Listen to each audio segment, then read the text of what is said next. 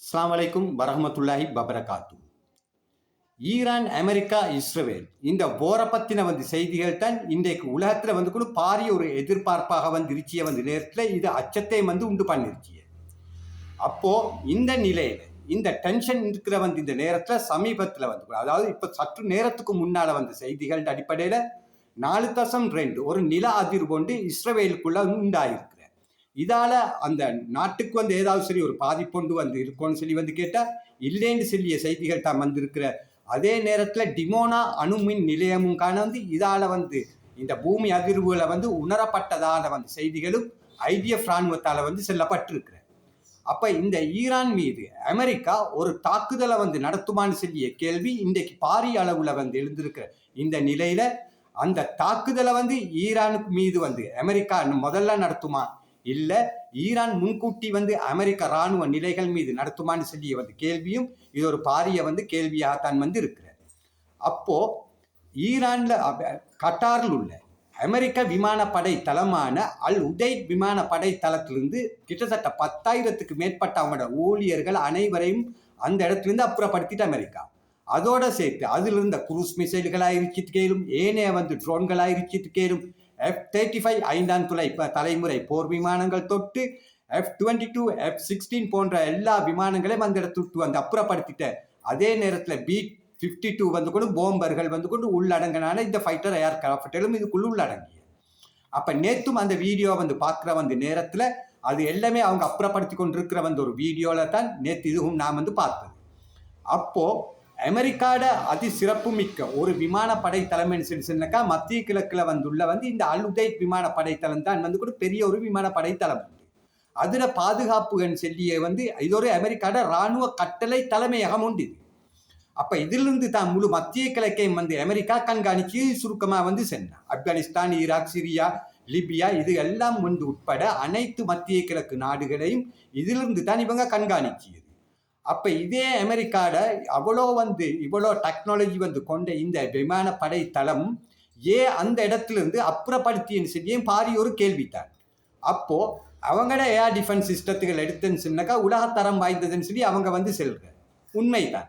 பெட்ரியாட் எடுத்துன்னு சொன்னால், தார்டன் சொல்லி எடுத்துன்னு சொன்னால் இது உலகத்தரம் வாய்ந்த விமான வான் பாதுகாப்பு அமைப்புகள் தான் ஏர் டிஃபென்ஸ் சிஸ்டம். அப்போ இதுகளை கொண்டு ஈரான் மிசைல்களை இந்த உதைத் விமான படைத்தளம் மீது ஒரு தாக்குதல் ஒன்று ஈரான் நடத்தினு சொன்னாக்கா இதை தடுக்கிறதுக்கு ஏழாண்டு செல்லியது எனக்கு ஒரு பாரிய ஒரு சந்தேகம் தான். அப்படி அதுகளால் தடுக்கிறதுக்கு ஏழுமென்று சொல்லி சொன்னாக்கா அங்கனைக்கு இருந்து இவ்வளோ பெரிய ஒரு விமான படைத்தளத்தை அந்த அதில் உள்ள ஆயுதங்களும் சரி, விமானங்களையும் சரி, ஊழியர்களையும் சரி அப்புறப்படுத்தியன்னு சொல்லியது இது ஒரு பாரிய ஒரு சந்தேகம் தான் அதே நேரத்தில் 12 டே போர் நேரத்தில் இந்த விமானப்படை தளத்தில் இருந்த வான் பாதுகாப்பு அமைப்புகளும் சரி, சவுதியிலிருந்து அமெரிக்காட வான் பாதுகாப்பு அமைப்புகளும் சரி, ஜோர்தானிலிருந்து வான் பாதுகாப்பு அமைப்புகளும் சரி, எகிப்தில் இருந்த வான் பாதுகாப்பு அமைப்புகளும் சரி, கட்டாரில் இருந்த வான் பாதுகாப்பு அமைப்புகளும் சரி 12 டே போரில் ஈரான் பாலிஸ்டிக் ஹைப்பர்சோனிக் மிசைல்களை கொண்டு இஸ்ரேலை தாக்குற நேரத்தில் இதுகளாலே தடுக்கிறதுக்கு ஏழாம பெய்த கிட்டத்தட்ட 4-5 நாடுகளில் இருந்த அந்த வான் பாதுகாப்பு அமைப்புகளால் தடுக்கிறதுக்கு ஏழாம பெய்த. என்ன வான் பாதுகாப்பு? இதே வான் பாதுகாப்பு அமைப்புகள் தான் அன்றும் இருந்தது. தாட், Patriot, Israel Arrow 2, Arrow 3, Arrow 4 மற்றும் பராக்கெமெக்ஸ், டேவிட் ஸ்லிம் எல்லா வான் பாதுகாப்பு அமைப்புகளும் எல்லா நாட்டிலையும் இந்த இவர்களிடம் இருந்தும் ஒரு வான் பாதுகாப்பு அமைப்புகளால் சரி ஈரான் ட்ரோன்கள் மற்றும் ஹைப்பர்சோனிக் பாலிஸ்டிக் மிசைல்களை தடுக்கிறதுக்கு இயலாம இது தோல்வி கண்டிருந்த இந்த நிலையில இந்த தாக்குதல் ஈரானால் அல் உதைத் விமானப்படை தளம் மீது போன வருடம் 6ஆம் மாதம் நடத்தின அந்த தாக்குதல் நேரத்திலையும் இதே விமானப்படை தளத்திலிருந்த இதே விமானங்களை இவங்க அப்புறப்படுத்தியிருந்த அதே ஒரு நிலையை தான் தற்போதும் கூட இது காட்டியது. அப்போ ஈரான் நிச்சயமாக அல் உதைத் விமானப்படை தளம் மீது தாக்குதல் நடத்தும் என்று சொல்லி அந்த அச்சம் அமெரிக்காவுக்கு கூட பாரிய அளவுல இருக்கிற. அப்ப இதே மாதிரி மத்திய கிழக்குல உள்ள அனைத்து அமெரிக்க விமானப்படை தளங்கள் மீதும் சரி, இராணுவ தளங்கள் மீதும் சரி ஈரான் தாக்குதல் நடத்தும் என்று சொல்லி நான் பல முறைகள் இந்த சேனல்ல நான் உங்களோட பகிர்ந்து கொண்டு இருக்கிறேன். அப்ப ஹவுதிகளும் எதிர்த்தாக்குதல் அமெரிக்கா மீது வந்து கொண்டு ஈரான் மீது ஒரு தாக்குதல் ஒன்று நடத்தும் பட்சத்துல ஹவுதிகளும் தாக்குதல் நடத்தும் என்று சொல்லிய செய்திகளும் நான் உங்களோட பகிர்ந்து கொண்டிருக்கிறேன். அப்போ ஈரான் ஏர் டிஃபென்ஸ் சிஸ்டங்கள் எந்த நேரம் ஆக்டிவ்ல தான் வந்து இருக்கிறேன்னு சொல்லிய செய்திகளும் உங்களுக்கு நான் சொன்னேன். S-400, S-500, S-300, பவார் போன்ற வந்து கொர்டாட் போன்ற வந்து அனைத்து வான் பாதுகாப்பு அமைப்புகளும் HQ-9B சீன தயாரிப்பு long range air defence system ballistic missile system ஒன்று தான் வந்து அது கிட்டத்தட்ட 260 வந்து கொண்டு கிலோமீட்டர் வரைக்கும் ஐட ரேஞ்ச் இருந்துச்சு. அதை பற்றியும் நான் உங்களோட வந்து இது வீடியோக்கெல்லாம் பகிர்ந்து கொண்டு இருக்கிறேன். எல்லா வான் பாதுகாப்பு அமைப்புகளும் ஈரான் தயார் நிலையில வச்சிருக்கிற இதே நேரத்தில் அமெரிக்கா முன்கூட்டி தாக்குதல் நடத்துமா ஈரான் தாக்குதல் நடத்துமான்னு சொல்ற வந்து கொண்டு ஒரு பாரிய கேள்வி உலகளாவிய ரீதியில வந்து இருக்கிற. அப்ப இந்த அடிப்படையில ஈராண்ட வான் பரப்பை வந்து எடுக்கிறேன்னு சொல்லி சொன்னாக்கா 1.65 வந்து மில்லியன் ஸ்கொயர் கிலோமீட்டர் வான் பரப்பு மட்டும் ஈராண்ட. அதே நேரத்தில் வந்து கடல் பரப்பு கடல் எல்லையை வந்து எடுத்தேன்னு சொன்னாக்கா வந்து கிட்டத்தட்ட 2800 வந்து கிலோமீட்டர்களுக்கும் வந்து அதிகம் தான். அப்போ ஈரானுக்குள்ள வந்து ஒரு வான் கொண்ட வந்து நடத்துறேன்னு சொல்லி சொன்னாலும் அதே நேரத்தில் தரை ரீதியான ஒரு தாக்குதல் ஒன்றை வந்து கொண்டு அமெரிக்கா நடத்துறேன்னு சொல்லி சொன்னாலும் இந்த வான் பாதுகாப்பு அமைப்புகளை மீறியோ தரை மார்க்கமாக வந்து கொண்டு ஈரானுக்குள்ள வந்து கமேனியா வந்து அடுத்த நெக்ஸ்ட் வந்து கைதி வந்து இவரன்னு சொல்லி வந்து அமெரிக்கா ஊடகங்களும் உலக ஊடகங்களும் சுட்டி காட்டி கொண்டு தான் வந்து இருக்கிறது. கமேனியை வந்து இவங்களால் கேப்சர் பண்றதுக்கு ஏழுமான்னு சொல்லியதும் இது ஒரு பாரிய ஒரு சந்தேகம்தான் வந்து. இதே நேரத்தில் அமெரிக்காட வந்து கொண்டு B-52 பாம்பர் விமானங்களை வந்து வச்சு ஈரான்ல தாக்குதல் வந்து நடத்துற வந்து கொண்டு இந்த இடங்கள் டார்கெட் எதுவா இருக்குன்னு சொல்லி இதுவும் ஒரு பாரிய ஒரு கேள்வி ஒன்று தான். ஈரான்ட ஹைப்பர்சோனிக் மிசைல் அண்டர் கிரவுண்டுகள் ஆயிடுச்சித்துக்கேலும் பேலஸ்டிக் மிசைல் அண்டர் கிரவுண்டுகள் ஆயிடுச்சித்துக்கேலும் ட்ரோன் அண்டர் கிரவுண்டுகள் ஆயிடுச்சித்துக்கேலும் நட்டான்ஸ் ஃபோர்டோ இஸ்பஹான் போன்ற வந்து அணு ஆராய்ச்சி மையங்கள் ஆயிடுச்சித்துக்கேலும் இதை தவிர்த்து பல வந்து கொண்ட அணு ஆராய்ச்சி மையங்கள் ஈரான்ல இருச்சியை வந்து செய்தியில் இது ஏற்கனவே IAEAல வந்து சுட்டி காட்டப்பட்டது தான், அதாவது இன்டர்நேஷனல் அட்டாமிக் எனர்ஜி ஏஜென்சியால.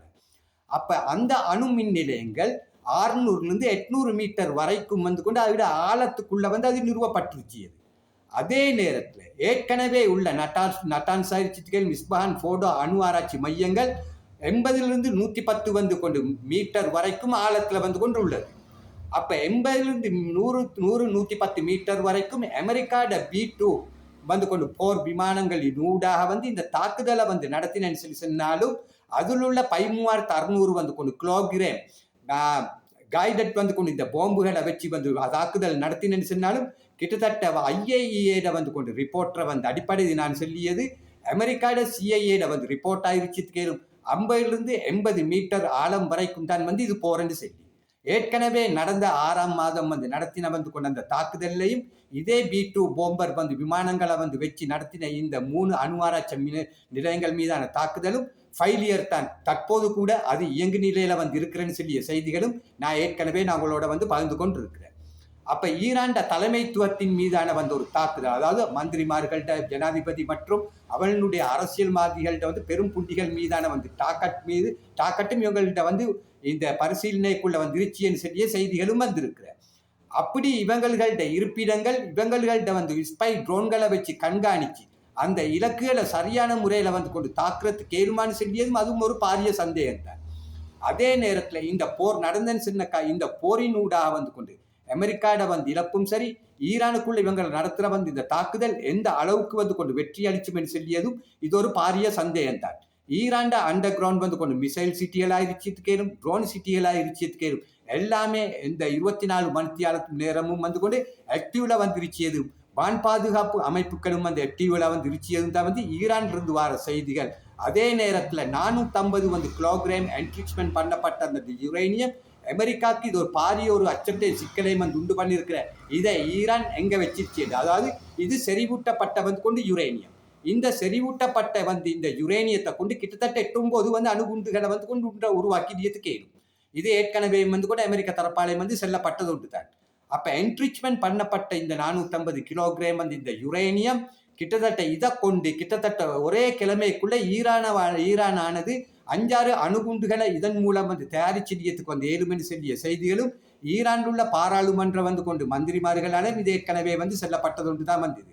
அப்ப இந்த போரானது வந்து இது அணு ஆயுதங்கள் சார்ந்த வந்து கொண்டு போராக வந்து இருச்சுமென்று சொல்லி வந்து கொண்டு சுட்டி காட்டப்பட்டிருக்கிற இந்த போர் நிச்சயமாக வந்து கொண்டு நியூக்ளியர் போர்ஹெட்டை கொண்ட இந்த மிசைல்களின் மூலம் வந்து அமெரிக்க இராணுவ தளங்கள் மீதும் சரி, அதே நேரத்தில் இஸ்ரவேலிய ஆக்கிரமிப்பு அந்த தீவிரவாத நாட்டின் மீதும் சரி, ஈரான் ஐஆர்ஜிசி வந்து இராணுவத்தால் வந்து கொண்டு தாக்குதல் வந்து கொண்டு நடத்தும் என்று சொல்லி ரீதியில இஸ்ரவேலர்கள் அந்த நாட்டுக்கு வந்து கொண்டு வெளிநாடுகளுக்கு வந்து கொண்டு போறதும், அந்த நாடுகள் வந்து உள்ள வந்து கொண்டு பங்கர்களை நோக்கி வந்து ஓடுறதும் இன்றைக்கு வார செய்திகள் அடிப்படையில வந்து எங்களுக்கு கிடைச்சிச்சு வந்து செய்திகள்.